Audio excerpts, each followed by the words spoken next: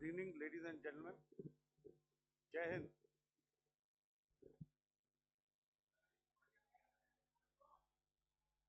Uh, Welcome to this special press conference on Operation Sindoor. We will begin with opening statements by the three senior officers to my right here, who have been directly overseeing operations during Operation Sindoor. We have Lieutenant General Rajiv Ghai, Director General Military Operations, who will cover the aspects related to land domain. Air Marshal A.K. Bharti, to his right, Director General Air Operations, will provide insights on the air domain. And to my right is Vice Admiral A.N. Pramod, Director General Naval Operations, who will cover aspects on maritime domain.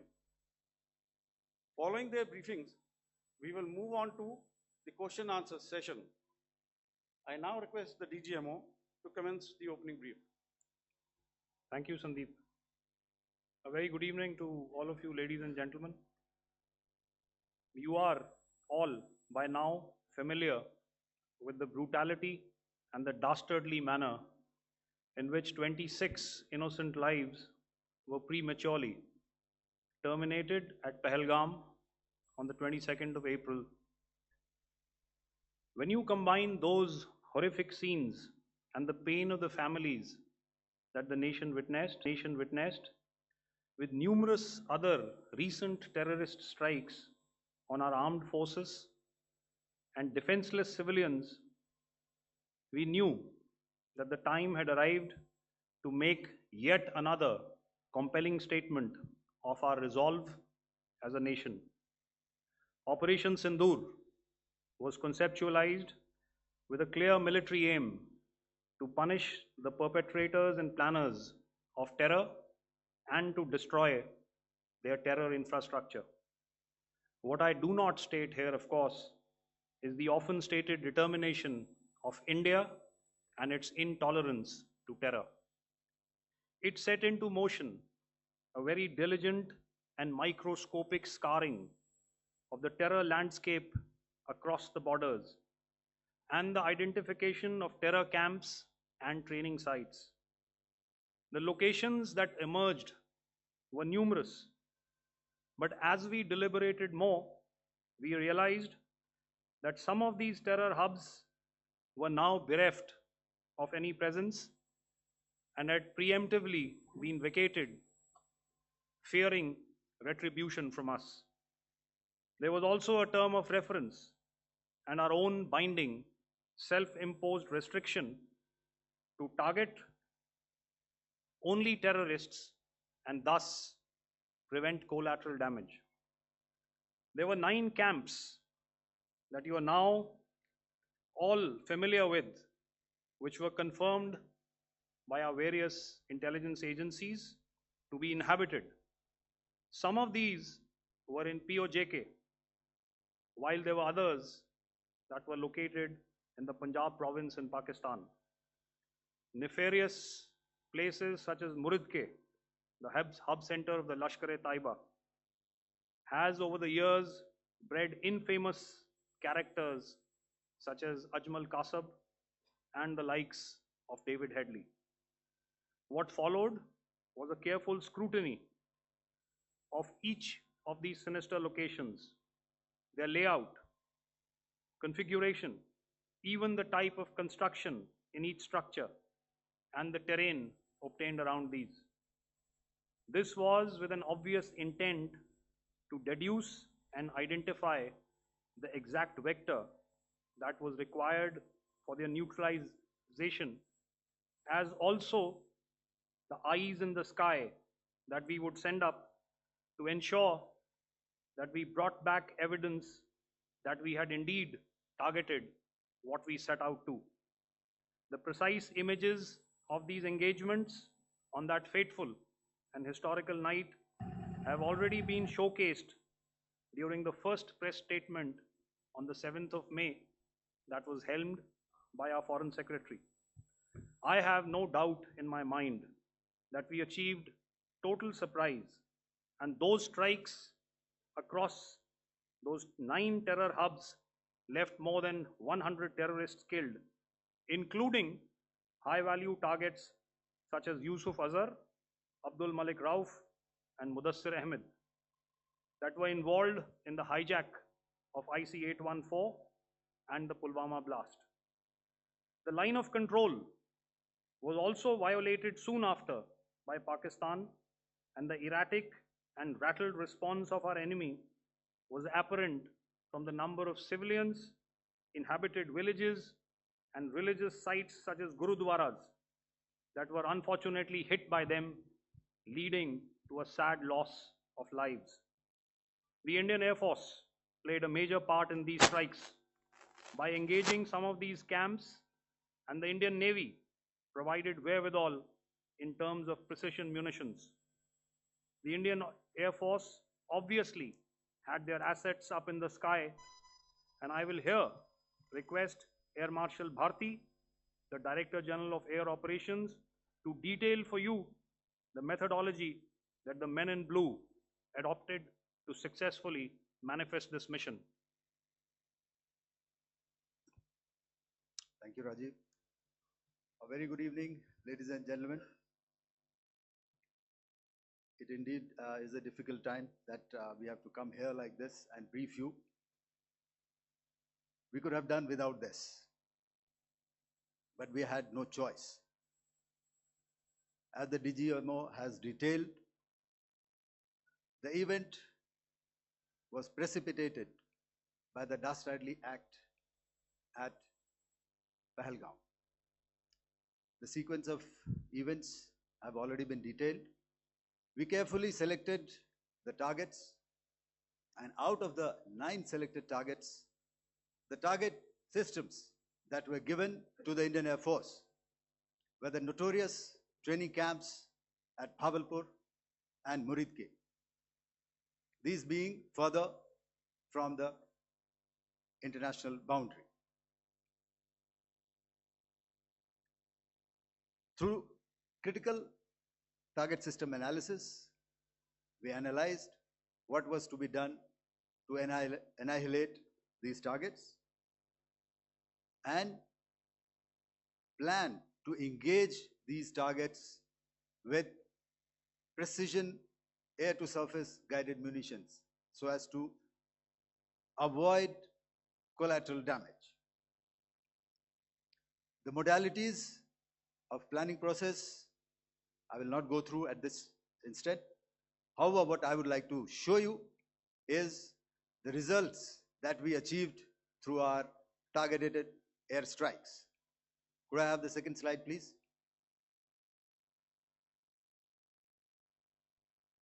Yeah, change, please.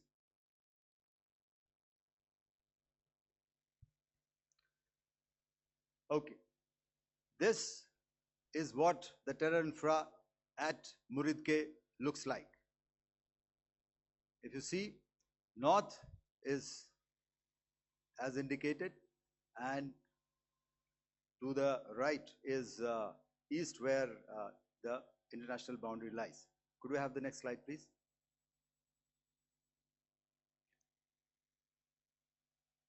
Orientating. Just go back one slide. Okay.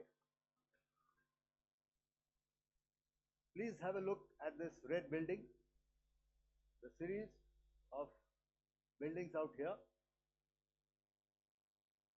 and this empty ground. Next. If you relate, the empty ground is here, and you see this is the first weapon that is impacting. This is the impact point number 1 on Muridke training camp with our precision guided weapon on early morning 7. Next, please. Keep your eyes glued for the second weapon coming in and the second impact on the selected target point. Next slide, please.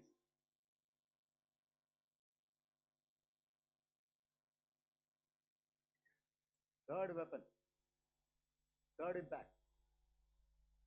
Continue. fourth weapon, fourth impact.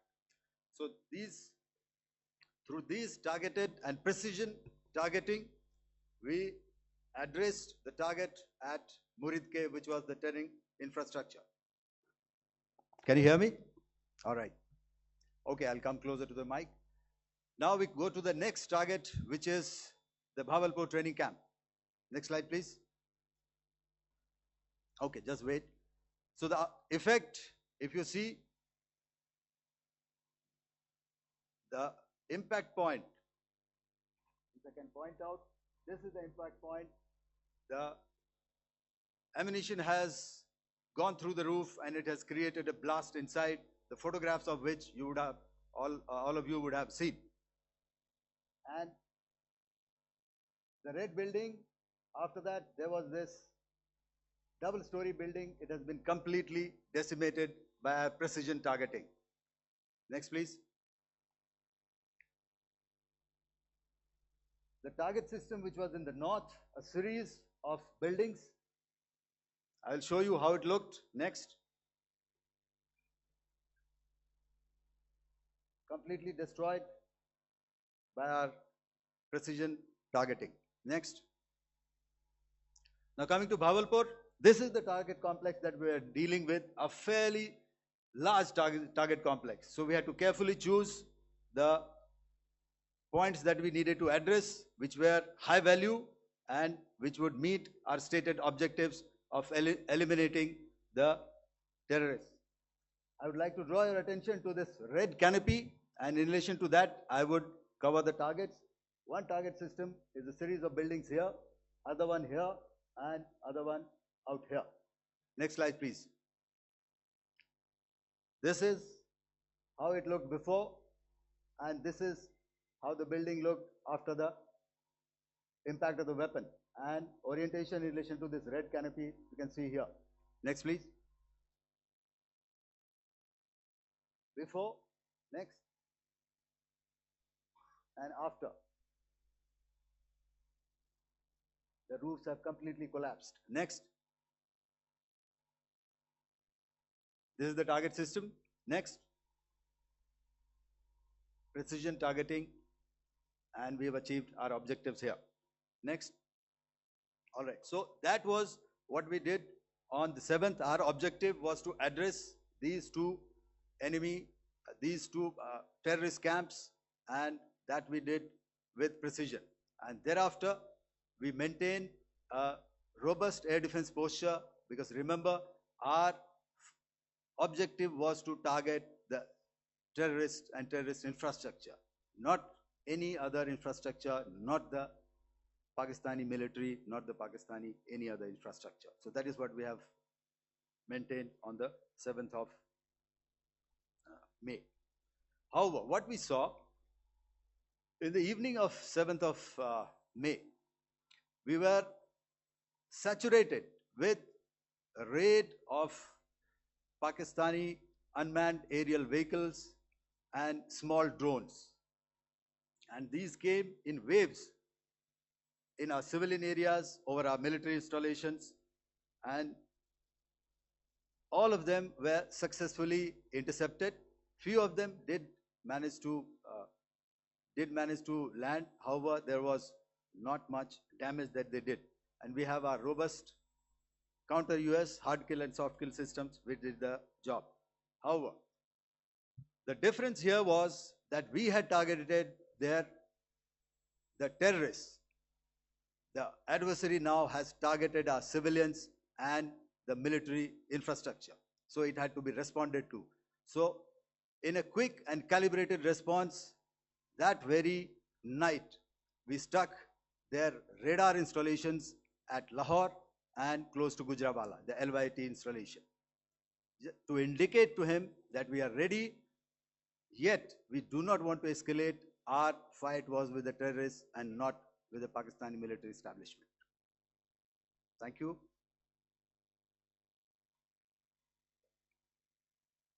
Thank you, Air Marshal Bharti. So, ladies and gentlemen, he's outlined operations not only on the night of 6th and 7th of May, when Operation Sindoor commenced, but also on the subsequent night. Being well aware and familiar with the congenital and impulsive nature of our adversary. And even though we did attempt to reach out and communicate our compulsions to strike at the heart of terror to my counterpart in the immediate wake of Operation Sindoor, the request was brusquely turned down, with an intimation that a severe response was inevitable and in the offing. We were, of course, prepared. Operations on the 7th and the 8th, Air Marshal Bharti spoken about. On the night of 8th and 9th of May, they flew drones and aircrafts into our airspace all across the borders and made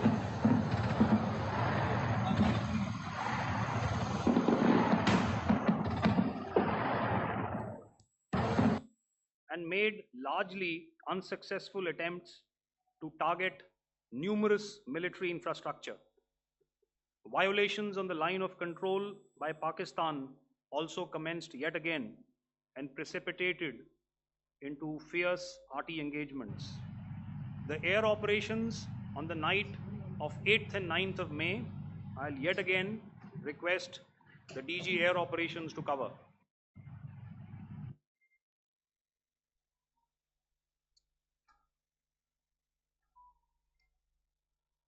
So I just covered what happened on the night of 7th and 8th. What we found that on the night of 8th and 9th, starting as early as 22:30 hours, our cities had a mass raid of drones, unmanned aerial vehicles, UCAVs, starting right from Srinagar, going down right up to Nalia. It was a mass raid in waves and it was relentless. However, we were prepared and our air defense preparedness ensured that there is no damage on ground or to any of the intended targets that the enemy might have planned for. The difference between 7th night and 8th night was that on 7th night, he sent in his Jihad class of UAVs, however, these UAVs can go some distance, they are armed. However, on the 8th, less numbers of armed UCAVs were there or UAVs were there, and more numbers of quadcopters, maybe for surveillance or just for harassment of civilians. This continued till midnight. Our air defense preparedness ensured that there was no damage on the ground, either to the military installations or to the civilians. However, the enemy had yet again shown that he wanted to up the ante and he wanted a fight, and we were up to the task. In a measured and calibrated response, we once again targeted his military installations, which included his SAM sites at Malirkant. This also included his surveillance radar sites at Lahore and close to Gujranwala. These were suitably addressed, and thereafter his drone attacks continued even till morning, which we countered, and during the daytime there was some respite. Here I would like to bring out another aspect. What we found was that while the drone attacks were being launched from somewhere close to Lahore, enemy had allowed his civilian aircraft to also continue to fly out of Lahore.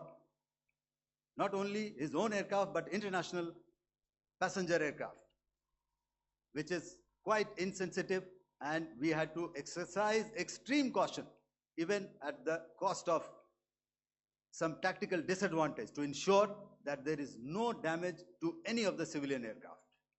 And this was also brought out in our press briefing during the day. So I will now hand over to my colleague to cover the events of 9th onwards.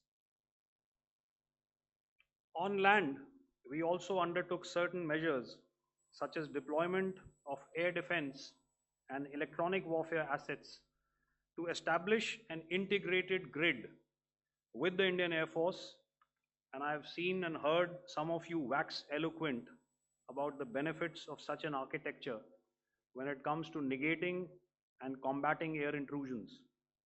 We also carried out deployment to include movement of our forces in the land, sea, and air domains.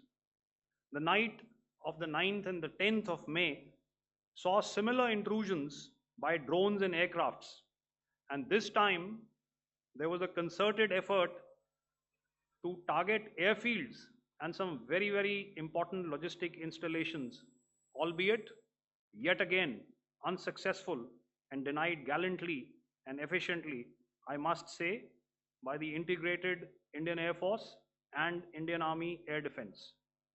We further strengthened our deployment and also initiated some pressure points to send a very clear and unambiguous message to the other side to desist from any misadventures on land. Some of the airfields and dumps saw repeated attacks in waves from the air. All were thwarted. The Pakistan Army has reported to have lost approximately 35 to 40 personnel in artillery and small arms firing on the line of control between the 7th and the 10th of May. What the other side had probably also not reckoned with was the speedy and precise turnaround and hit back by the Indian Air Force. And I will yet again ask Air Marshal Bharti to speak about these significant and game-changing strikes. I will thereafter request Vice Admiral Pramod, my colleague and Director General of Naval Operations, to tell us about some very telling naval maneuvers in the Arabian Sea that exerted pressure on the night of 9th and 10th of May. Over to you, sir. Commencing about 2000 hours, that is 8 p.m. local time, on 8th of May, several Pakistani unmanned aerial systems, drones, combat vehicles attacked multiple IF bases. These included Jammu, Udhampur, Pathankot, Amritsar, Bhatinda, Nal, Dalhousie, Thois, Jaisalmer, Uttarlai, Falodi, Nalia. These were almost simultaneous and they came in waves. All our AD guns and other systems were waiting for them. All these waves were neutralized by our trained crew using the air defense systems that they have, and also some of them were utilized using our legacy systems like Pechoras and IF Summer, which we have recently acquired. And some were neutralized by the Garud snipers. There was no damage on ground from these incursions and these mass raids, if I could call them, from the Pakistani side. However, following these relentless attacks on our air bases, on our forward positions, and on our civilian targets, this was time to convey some message to our adversaries. And therefore, a decision was taken to strike where it would hurt. And towards that, in a swift, coordinated, calibrated attack, we struck his air bases, command centers, military infrastructure, air defense systems across the entire Western Front. The bases we struck include Chaklala, Rafiki, and mind you, Chaklala is Islamabad, Rahim Yar Khan, Sakar, sending a clear message that aggression will not be tolerated.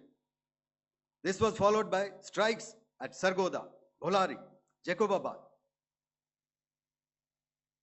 We also struck the C2 centers at Murid, the UAE complex at Murid, Rafiki, radar at Chunia, which I will show you, Rahimyar Khan airfield, and the unmanned combat aerial vehicle hangar at Sakar.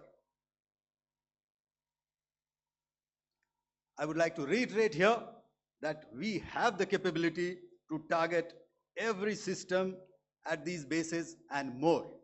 However, it was only a measured response to instill good wisdom to our adversary to refrain from further escalation. IF response was directed only at military installations, avoiding civilian and collateral damage. I would now like to show you some of the effects that have been achieved as a result of our air operation.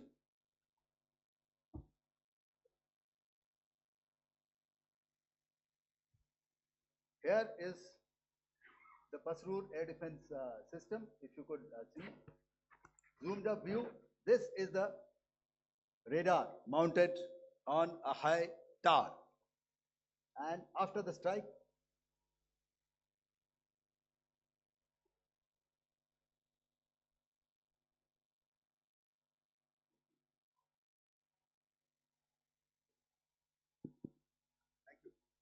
can you hear me? Yeah, thank you. And after the strike, this is what has happened. This radar has been taken out, completely burnt. Next slide, please. The Chunia air defense radar, which was taken out on 7th and 8th. This is the radar site.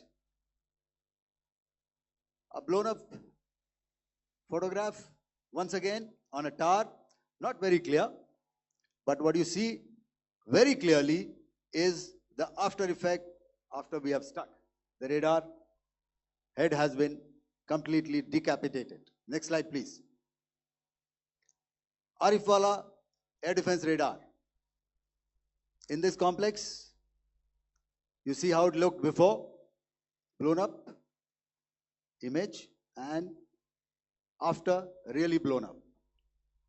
Next. Now coming to Sargodha airfield. Remember, this is one of their important airfields wherein they have a lot of assets, F-16s, other assets which they keep getting, training institutes. And we have stuck this airfield. It is not, if you zoom in here, then one impact point here on the runway and second impact point of our weapon, precision weapon on the runway. And if you see this blown up, repairing going on. Same here. Next. Rahimyar Khan. This is the area we have struck. A deep strike out here and one complex here.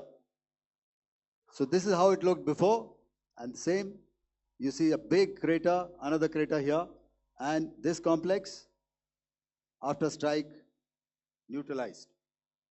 Next. Chaklala airfield, Noor Khan, once again a major air base, a lot of their logistic assets out here. This was the chosen complex that we intended to strike and convey a message. Next slide, please. This is how it looked before, and this is how it looked after our strike.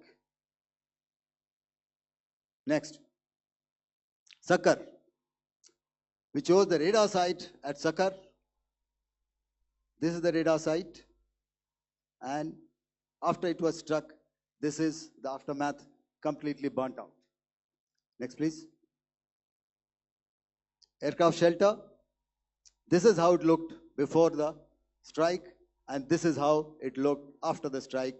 The roof of the buildings completely caved in and burnt. Next. Bolari airfield, aircraft hangar. This is how it looked before, and this is how it looked after the precision strike. Next.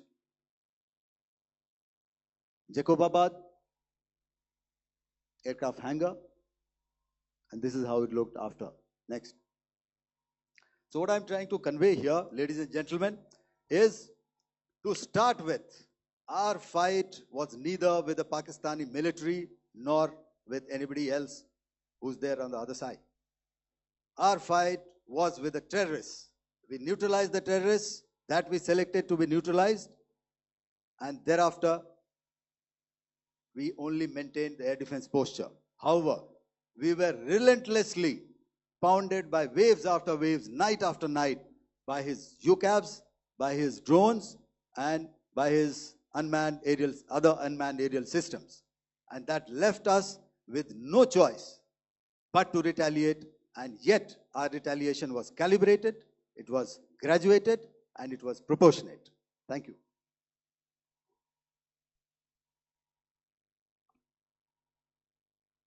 Good evening, ladies and gentlemen.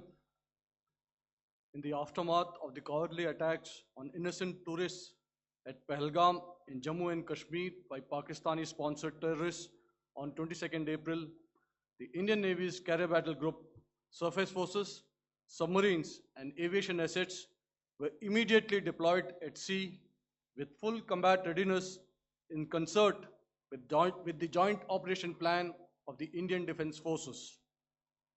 You may be aware that we tested and refined tactics and procedures at sea during multiple weapon firings in the Arabian Sea within 96 hours of the terrorist attack. The aim was to revalidate our crew, armament, equipment, and platform readiness to deliver various ordnance on selected targets precisely. Thereafter, our forces remained forward deployed in the Northern Arabian Sea in a dissuasive and deterrent posture with full readiness and capacity to strike select targets at sea and on land, including Karachi at time of our choosing. The forward deployment of the Indian Navy compelled Pakistani naval and air units to be in a defensive posture, mostly inside harbors or very close to the coast, which we monitored continuously. The Indian Navy maintained seamless maritime domain awareness throughout the duration and was entirely aware of the location and movement of Pakistani units. In effect, we had and continue to have good battle space transparency using our maritime domain awareness grid. As you are aware, our response has been measured, proportionate, non-escalatory, and responsible from day one. Accordingly, the calibrated approach considered all options, including the ability of the Indian Navy for offensive action from and at sea. As part of this escalation control mechanism, the application of force by the Navy was planned in a synchronized manner in coordination with the Army and Air Force, the highlight being teams from the three services working closely in an integrated manner. Along with the kinetic actions by the Indian Army and Indian Air Force, the overwhelming operational edge of Indian Navy at sea contributed towards Pakistan's urgent request for a ceasefire yesterday. As we speak, Indian Navy remains deployed at sea in a credible deterrent posture to respond decisively to any inimical action by Pakistan or Pakistan-based terrorists. Thank you. Samno Varna, Jai Hind. Now I'll hand over to Director General Military Operations for further proceedings. Ladies and gentlemen, on the 10th of May, in the morning, even as we were getting into a huddle to wargame the events of the previous night, a routine exercise, I received a message on hotline from my counterpart in Pakistan seeking my willingness to communicate. Since our initial aim was to strike at terror camps, and all our actions in the subsequent days were in response to the intrusions and violations by the Pakistan Air Force and its army, it was decided that I would indeed speak with my counterpart. You are already aware I've seen it being covered on national television, that my communication with the Pak DGMO was conducted at 15:35 hours yesterday and resulted in cessation of cross-border firing and air intrusions by either side with effect from 1700 hours 10th of May, after he proposed that we cease hostilities. We also decided to further speak on the 12th of May, that's tomorrow, at 1200 hours, to discuss the modalities that would enable the longevity of this understanding. However, disappointingly, and must I add, expectedly, it took only a couple of hours for the Pakistan Army to violate these arrangements by cross-border and across the line of control firing, followed by drone intrusions across the expanse of the Western Front through last night and in the early hours of the morning today. These violations were responded to robustly and dealt with as they must be. We have earlier today sent another hotline message to my counterpart highlighting these violations of the understanding between the DGMOs on the 10th of May, and our firm and clear intent to respond to these fiercely and punitively, if repeated tonight, subsequently, or later. In this regard, I must inform all of you that the Chief of Army Staff has earlier today conducted a security review and has granted full authority to our Army commanders for counter actions in the kinetic domain in case of any violation by Pakistan. In the end, I pay my solemn homage to my 5 fallen colleagues and brothers from the armed forces and civilians who have tragically lost their lives in Operation Sindoor. Our hearts go out to the bereaved families, and we express our solidarity to them in this lifetime and beyond, at this grave juncture in their lives. Their sacrifices shall always be remembered and spoken of in glowing terms by a grateful nation. We have thus far, ladies and gentlemen, exercised, and my colleague Pramod highlighted this, immense restraint, and our actions have been focused, measured, and non-escalatory.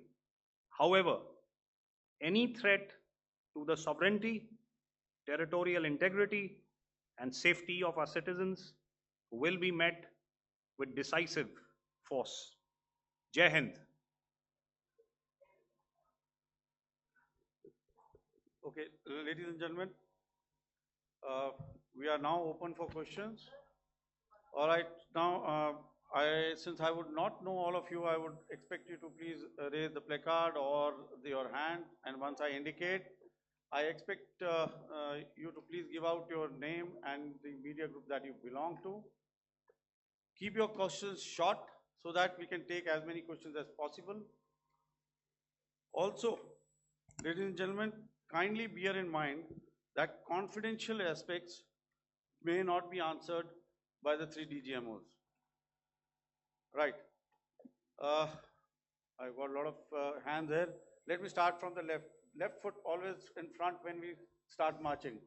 So here we have to the left, okay,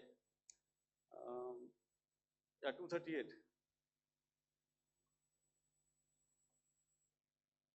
Hello. So this is Manas Pratimhuyan from PTI, Press Trust of India. So the understanding that was reached yesterday on stopping demilitary operations and actions, was it for just 3 days? And what would be the cost escalation if there is violation of this understanding by the Pakistani side? And my subsequent question would be that we have a kind of ceasefire agreement with Pakistan that was finalized in 2003. So will there be some kind of similarities in frameworks between the two kind of understandings, 2003 ceasefire agreement and the current understanding on stopping military operations? And again, what are the cost that will be incurring on Pakistan if Pakistan again resorts to this kind of terrorist activities, because we have made it very clear that the cost will be very high. So I would like to have your thoughts on it. Okay, so I'll answer the latter part of the question first. I also want to add that while the initial ceasefire agreement, as you correctly pointed out, is of the 2003 vintage, but I must remind you that in 2021, in the month of February, and this was then when the crisis in eastern Ladakh was also on, the two DGMOs had spoken and arrived at a ceasefire understanding that lasted right up until this unfortunate attack at Pahalgam.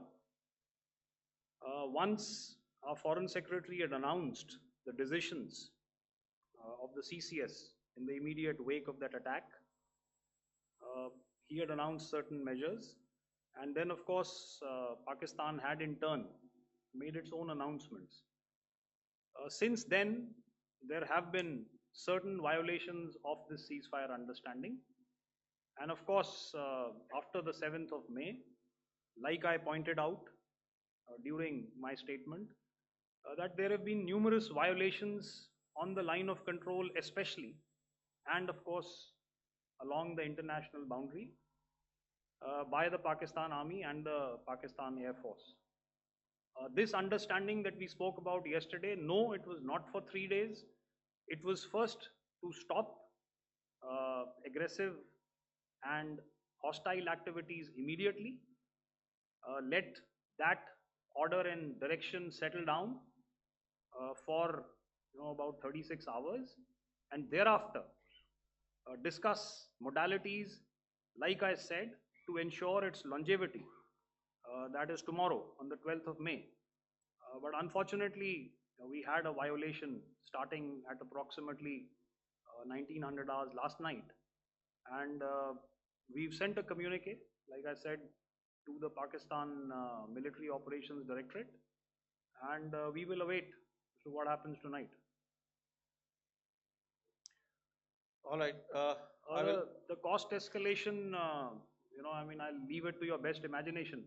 I've already said that the response will be fierce and punitive. Now, the right foot forward. Yeah.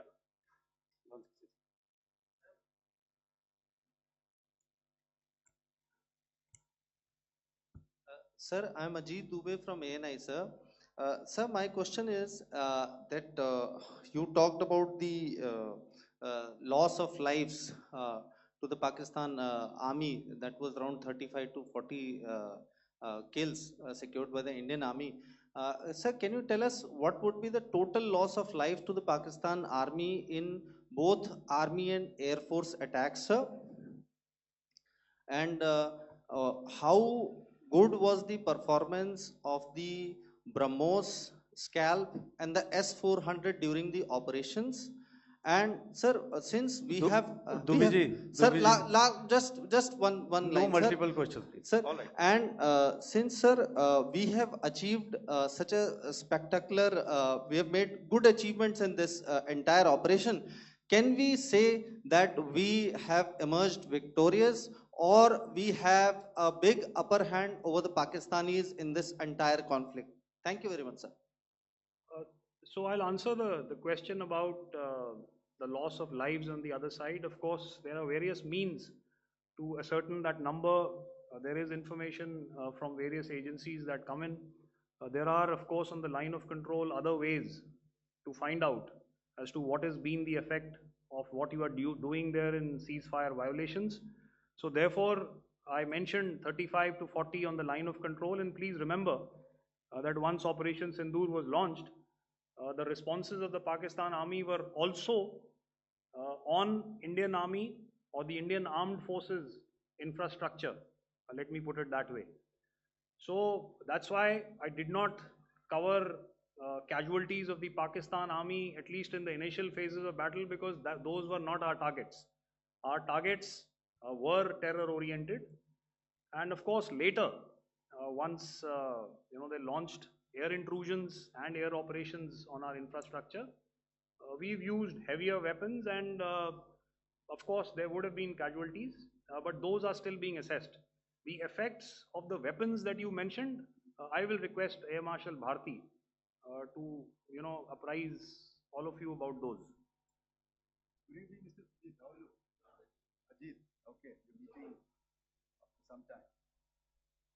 I never mentioned about any of the weapons that we used. Check. Okay.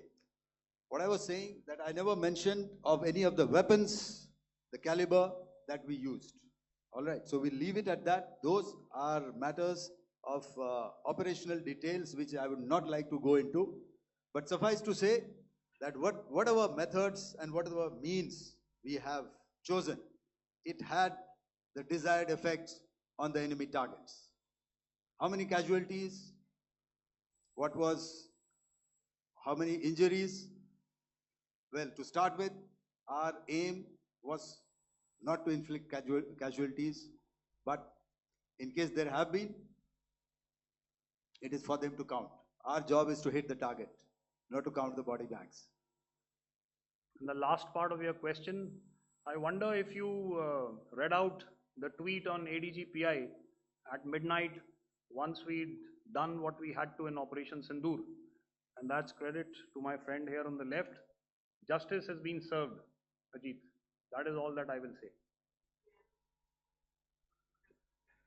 Ajit, I'll request you to, refrain putting words into his mouth. All right. Yeah, I'll come back to the left. 147. Sorry, 47. No, 47.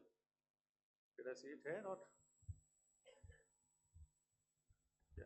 Good evening, gentlemen. Sorry, 147. I saw it there. Sorry. Yeah. Since I've already said 147. Start, please. Hi, sir. Good evening. This is Shivam Patel from Reuters News Agency. Thank you for giving me the opportunity.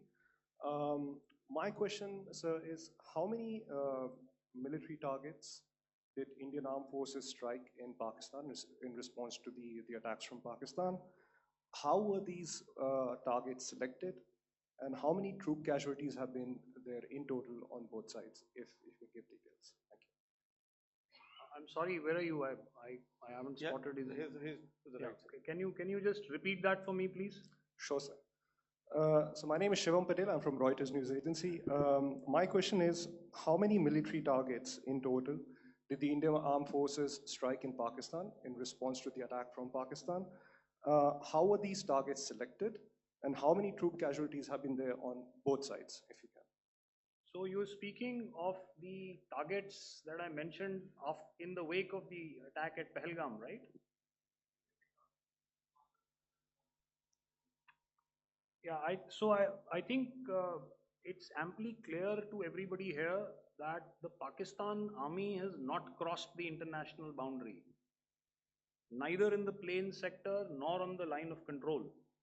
So the intrusions have been in the air. There have been certain attempts on the line of control when ceasefire violations have been on to try and infiltrate and carry out and perpetrate activities that we are all very well familiar with. Whether these are by terrorists or by the Pakistan Army or its special forces and commandos is difficult to say, but each of these have been effectively thwarted. So therefore, as far as engagements of military targets on the other side is concerned, I thought Air Marshal Bharti covered those very well and in detail, and he also mentioned as to how they went about targeting those. I think those images were very clear and very, very graphic in telling us as to what we needed to hit. And you'll remember right at the outset, I said that we even went into what was the construction in each of these locations, and therefore decided on the vector that had to be utilized. Please. Okay, if I could add to what the DGMO has said, I have already detailed the targets. Now, whether it is X numbers or Y numbers is that is immaterial. And what damage have we inflicted? You have seen. What are the casualties on the other side? As I said, that is for them to count. As far as we are concerned, from the air defense side, if they had a choice, they would have definitely come in. They are fighters, there are more numbers of UCAVs. It is not that they did not intend to come in. It is only that our robust AD posture prevented them from coming in.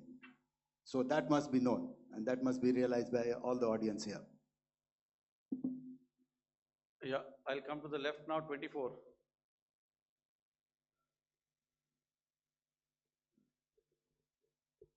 Good evening, sir. This is Anvesh Rath from Z. Sir, I wanted to know on the first briefing, which was done by FS and two representatives from Air Force and Army, you showed a list where there was 21 places in that list. You have stuck 9. Are more operations going to be held? Is Operation Sindoor still on? And the second question, thank you, sir. Thank you so much. And also, I want to congratulate all three of you for a fantastic operation that you guys have done. Thank you so much. Thank you so much for that one question. Yeah. Sir, the question. Unfortunately, Rath, is that your name? I'm sorry. You know, as far as operational details are concerned, I am not in a position to share those right now. But I think I'll take a cue from Pramod. You know, he said towards the end that the Indian Navy is still in a posture that is deterrent. And I have already made it very clear towards the end of what I said that it's only a couple of hours ago that the Chief of Army Staff has carried out a security review, and he's authorized our Army commanders to deal with violations of any kind from across the borders in a manner that they deem fit. So again, to reiterate, the response will be fierce and it will be punitive.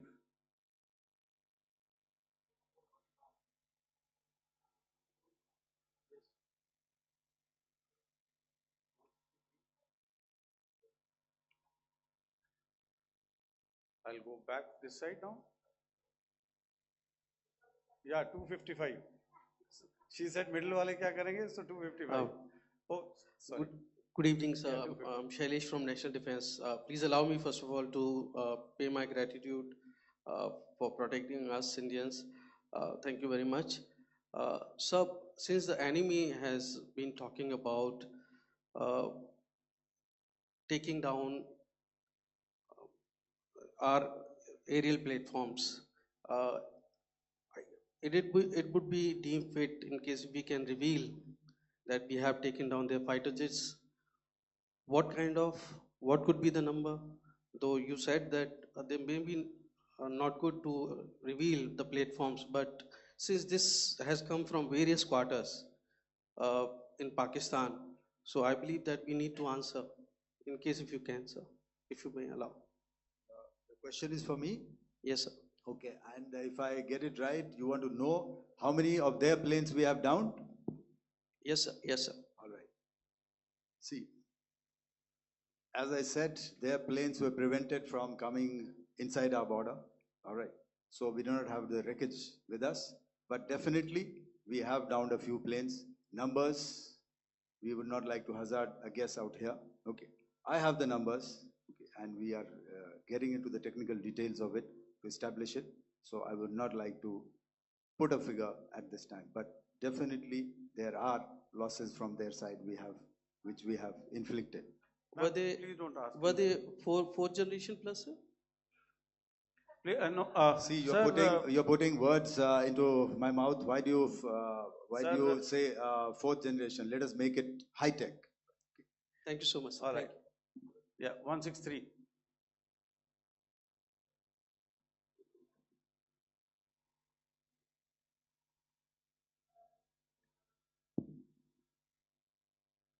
तो मैं मंजीत नेगी हूँ आज तक से। मेरा सवाल ये है कि इस पूरे ऑपरेशन में जो आतंकी ठिकानों को निशाना बनाया गया, क्या नंबर्स कुछ बता सकते हैं कितने आतंकी मारे गए? कुछ नाम सरकार मतलब कुछ नाम मीडिया में आए भी हैं जो बड़े उसके मास्टरमाइंड थे।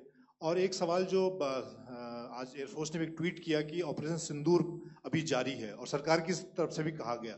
और पिछली बार जब विदेश मंत्रालय की प्रेस कॉन्फ्रेंस पहली हुई थी उसमें वो लिस्ट दिखाई गई थी कि 21 टेरर कैंप आइडेंटिफाई किए गए हैं। तो क्या जो बाकी बचे हुए टेरर कैंप उन पर भी कार्रवाई होगी? और एक नंबर अगर आप बता पाएं कितने टेररिस्ट मारे गए? Manjeet ji, 3 questions. The third one has just been asked here before. So 21 this thing. So I'll request the first to be answered so that we have more number of people who can ask. Manjeet, जब मैंने statement दिया तो मैंने शुरू में ही कहा कि जैसे ही ऑपरेशन सिंदूर कॉन्सेप्चुअलाइज हुआ तो हमारा जो पीछे की कार्रवाई होती है स्पेड वर्क और टारगेट्स को आइडेंटिफाई और एनालाइज करने की कार्रवाई शुरू हो गई थी।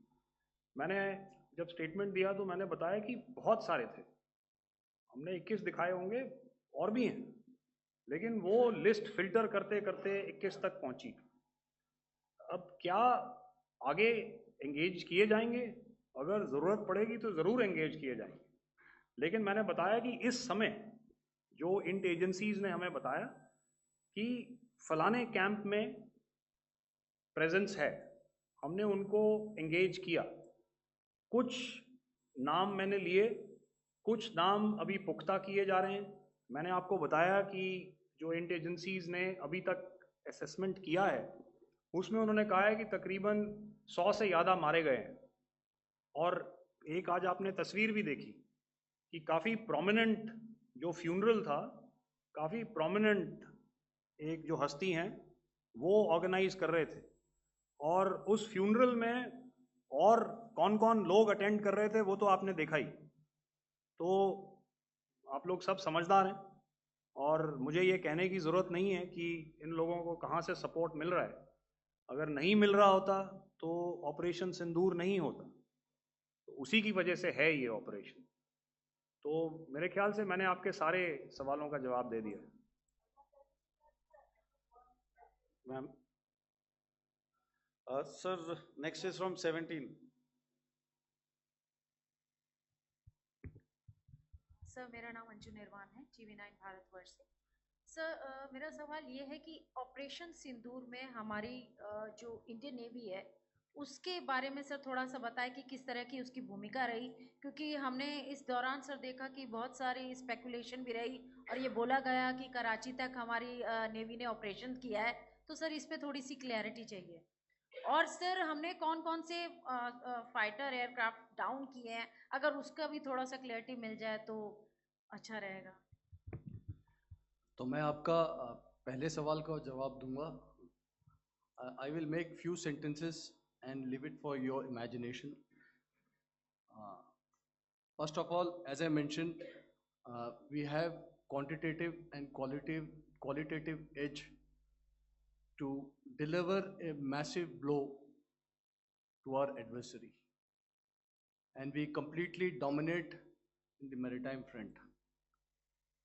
Indian Navy's action is part of the escalation ladder mechanism which we have worked out amongst 3 services.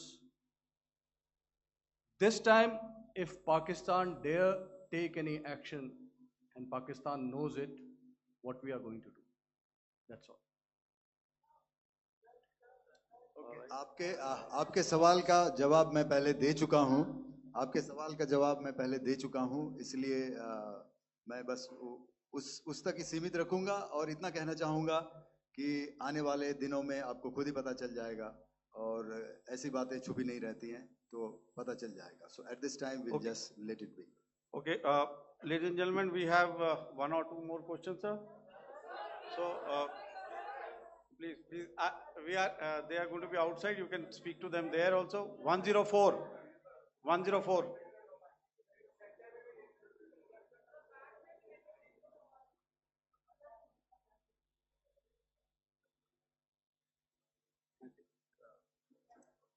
Yeah, ask. Sir, Dinaka with the Hindu newspaper. Are you surprised that you got this question? No, sir. Just look. Sir, can you give a number of assets we lost, because there's been a lot of speculation going on, international media writing a lot of things about our platforms, including Rafales. I mean, Pakistan claiming that Rafale has been downed, etc. Can you put that question to rest and clarify on that? I guess that question is for me. All right, I'm happy that you've asked this question. You know, we are in a combat scenario, and losses are a part of combat. The question that you must ask us, okay, and indeed that we must ask ourselves, you inclusive, is have we achieved our objectives? Have we achieved our objective of decimating that terrorist camp? And the answer is a thumping yes. And the results are for the whole world to see. As for the details, what could have been, how many numbers, which platform did we lose? You know, at this time, I would not like to comment on that, because we are still in a combat situation. And if I comment on anything, it will only be advantage adversary. So we don't want to give him any advantage at this stage. All I can say is that we have achieved our objectives that we selected, and all our pilots are back home. Thank you. Okay, hold, please don't, please be civil here. So we'll have 220 now.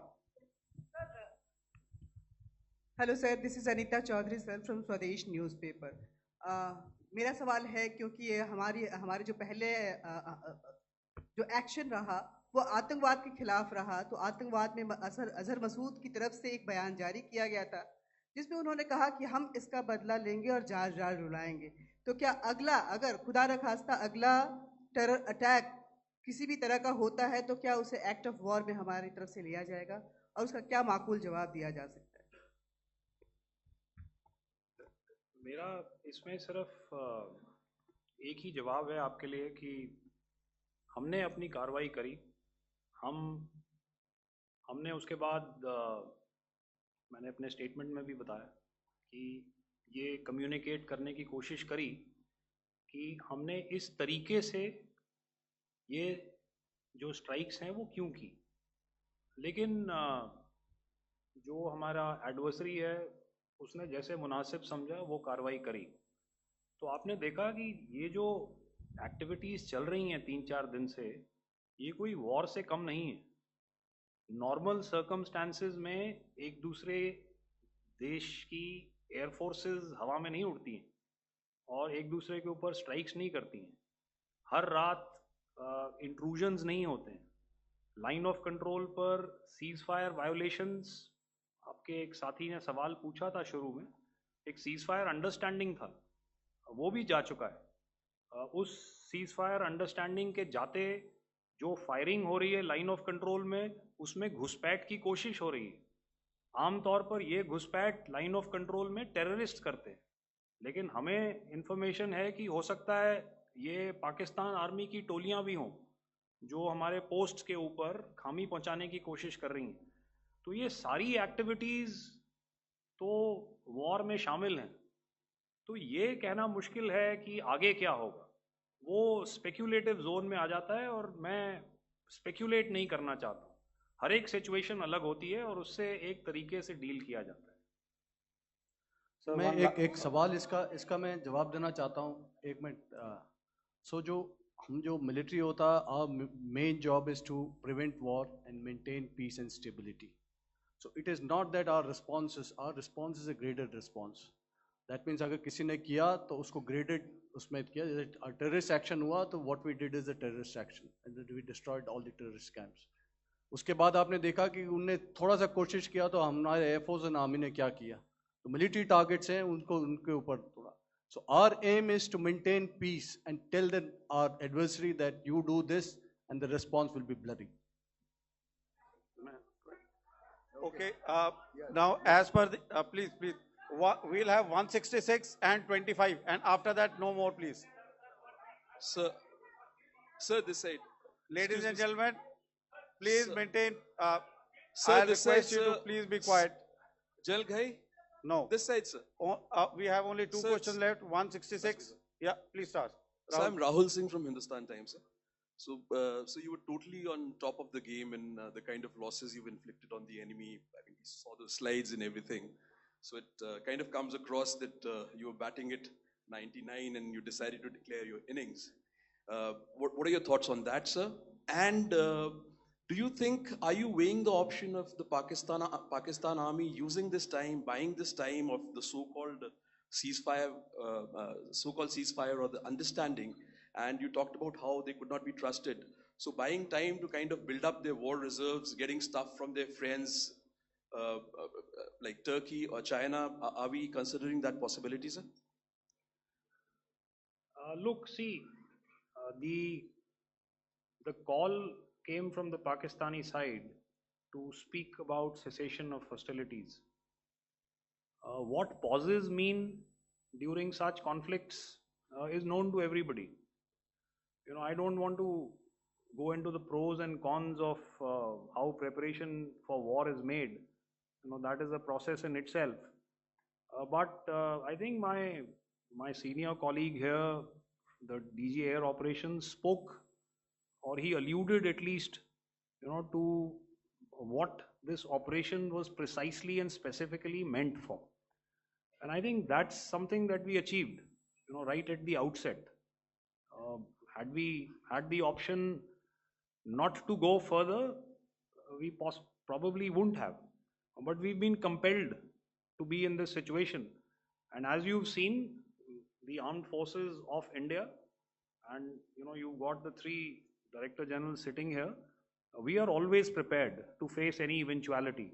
And like I said, that's for the sovereignty, the territorial integrity, and the safety of our citizens. So whatever has to be done will be done. You know, I'm not so concerned about what Pakistan will do in this time.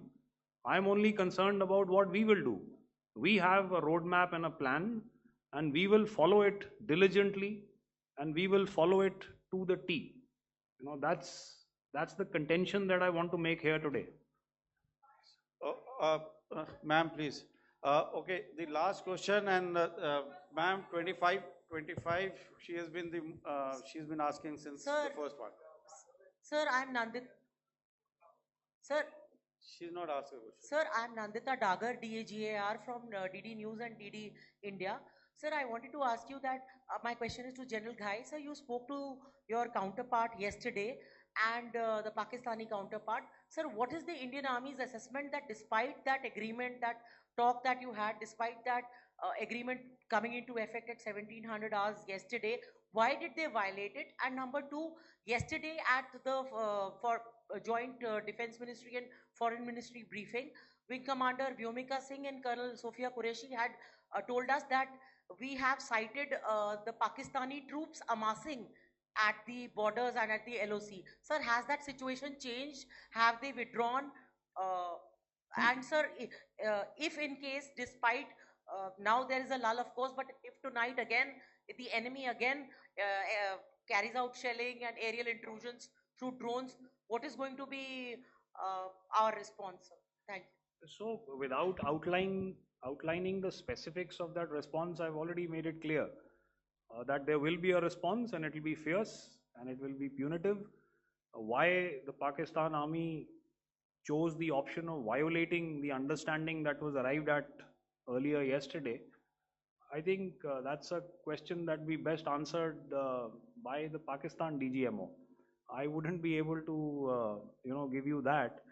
But, you know, in situations such as these, and if you go back into any conflict, sometimes these understandings take time, you know, to fructify and manifest on ground. But without, you know, getting into the reasons. It is our mandate to be prepared at all times, and that we were. It's not as if because there was an understanding we weren't prepared. I must tell you that the armed forces were on a very, very high alert, and they continue to be in that state even as we speak. All right. Ladies and gentlemen, please, ma'am, please. Okay, thank you so much for coming today. Those who have missed asking a question, those who have missed, see, I knew I'll grab this attention from you like this. Those who have missed the opportunity to ask a question can give me a written one. I will definitely get back to you with that. And also, they are they are invited for a cup of tea in my office day after tomorrow. Thank you, ladies and gentlemen, for coming. Thank you. Thank you very much. Jai Hind. Jai Hind.